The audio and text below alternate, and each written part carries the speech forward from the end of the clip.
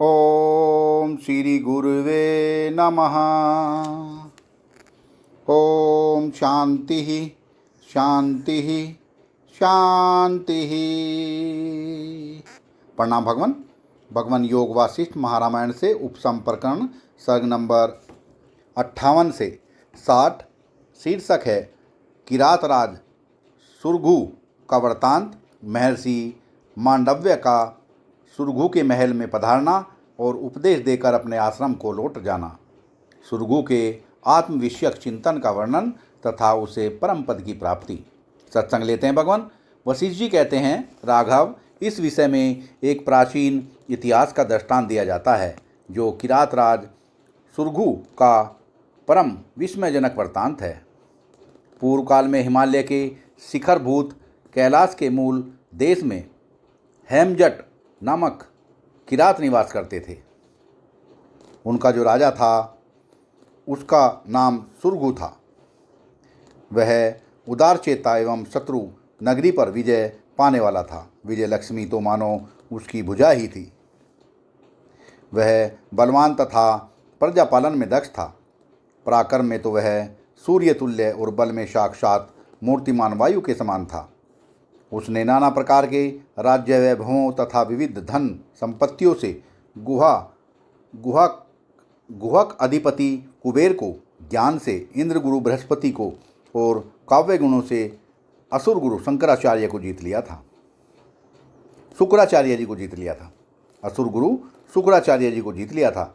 वह यथावसर प्राप्त हुए राजकार्यों को निग्रह अनुग्रह की व्यवस्था से उत्साहपूर्वक करता था। तदंतर उन राजकार्यों से उत्पन्न हुए सुख दुखों से उसकी पारमार्थिक गति उसी प्रकार अभिभूत हो गई जैसे जाल में फंसे हुए पक्षी की गति रुक जाती है। तब वह यूँ विचार करने लगा, मैं इन दुखी प्रजाजनों को कोल्लू में पेरे जाते हुए तिलों की भांति क्यों बलपूर्वक पीड़ित करता हूँ। मेरे समान ही इन सभी प्राणियों को भी तो दुख होता होगा। अतः अब मेरा इन्हें और अधिक दंड देना व्यर्थ है। मैं इन्हें धन संपत्ति प्रदान करूँगा, क्योंकि मेरी तरह सभी लोग धन से आनंदित होते हैं। अथवा निग्रह का अवसर प्राप्त होने पर उसे भी करूँगा, क्योंकि निग्रह के बिना प्रजा अपनी मर्यादा में स्थित नहीं रहती। यह मेरे लिए दंडनीय है। यह सदा मेरे अनुग्रह का पात्र है। सौभाग्य की बात है कि आज मैं सुखी हूँ और दुर्भाग्यवश आज मैं दुखी हूँ। यह सब अंत में कष्ट ही कष्ट है। पृथ्वीपति सुरघु का मन इस प्रकार के संकल्प विकल्पों से चंचल हो गया, जिससे उसे कहीं विश्राम नहीं मिला। जैसे चिरकाल की तृषा से युक्त मन जल के बड़े बड़े आवर्तों पर घूमते रहने पर भी जल के बिना कहीं शांति नहीं पाता। तदंतर किसी समय महर्षि मांडव्य संपूर्ण दिशाओं में भ्रमण करते हुए राजा सुरघु के घर पधारे। ठीक उसी तरह जैसे देव ऋषि नारद इंद्र भवन में पदार्पण करते हैं। वे मुनिराज संपूर्ण शास्त्रों के ज्ञाता थे। अतएव संदेह रूपी दुष्ट वृक्ष स्तंभ का छेदन करने के लिए कुठार स्वरूप थे। राजा ने उनका पूजन किया और यूँ पूछा। सुरघु ने कहा, मैंने जैसे लक्ष्मीपति भगवान विष्णु का दर्शन करके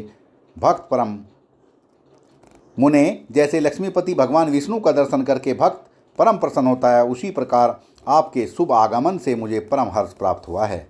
भगवान, आप तो संपूर्ण धर्मों के ज्ञाता हैं और चिरकाल से परम पद में विश्राम भी कर चुके हैं। अतः जैसे सूर्य अंधकार का विनाश कर देते हैं, उसी प्रकार आप मेरे संशय का निवारण कीजिए, क्योंकि दुख के स्वरूप को पूर्णतः जानने वाले विज्ञजन संशय को ही महान दुख बतलाते हैं। भला महापुरुषों के संग से किसके दुख का विनाश नहीं होता, अर्थात सभी के दुख नष्ट हो जाते हैं। प्रभो, अपने प्रजाजनों पर मेरे द्वारा किए गए निग्रह और अनुग्रह से उत्पन्न हुई चिंताएं मुझे उसी प्रकार उत्पीड़ित कर रही हैं जैसे सिंह के नख हाथी को कष्ट में डाल देते हैं। अतः मुने, जिस प्रकार मेरी बुद्धि में सूर्य की किरणों के समान समता का उदय हो और विषमता न आने पाए, कृपा पूर्वक वैसा ही प्रयत्न कीजिए। महर्षि मांडव्य बोले, राजन, जैसे सूर्य की किरणों के स्पर्श से कोहरे का विनाश हो जाता है, उसी तरह वैराग्य, श्रवण मनन निधि ध्यासन, अभ्यास आदि निधि प्रयत्न से तथा आत्मस्थिति रूप उपाय से मन की है कायरता पूर्णतया नष्ट हो जाती है। आत्मविषयक विवेक विचार करने से ही मन के भीतरी संताप का शमन होता है। ठीक उसी तरह जैसे शरद ऋतु के आगमन मात्र से विशाल मेघमंडल विलीन हो जाता है, इसलिए तुम मन ही मन विचार करो। ये जो पुत्र मित्र आदि अपने संबंधी हैं तथा अपने शरीर में रहने वाली इंद्रियां हैं, वे तत्वतः कौन हैं और कैसी हैं? मैं कौन हूँ, कैसा हूँ, यह दृश्य जगत क्या है, प्राणियों के जन्म मरण कैसे होते हैं, यो हृदय में विचार करने से तुम्हें परमोत्कृष्ट महत्ता प्राप्त हो सकती है। इस प्रकार जब परमात्म तत्व का यथार्थ अनुभव कर लेने पर तुम संतुष्ट हो जाओगे, तब जैसे संतान संतुष्ट हुए पिता की कृपा का पात्र होती है, उसी तरह वे सभी संपत्तिशाली राजा महाराजा तुम्हारे कृपा पात्र हो जाएंगे। सज्जन शिरोमणे, परमात्मा की प्राप्ति रूप महत्ता के प्राप्त कर लेने पर तुम्हारा चित्त जागतिक विषय भोगों से उसी प्रकार नहीं डूबेगा जैसे गाय के खुर के गड्ढे के जल में हाथी नहीं डूबता। तुम्हारे अंतःकरण में केवल दृश्य का अवलंबन करने वाली वासना रूपी दीनता छाई है।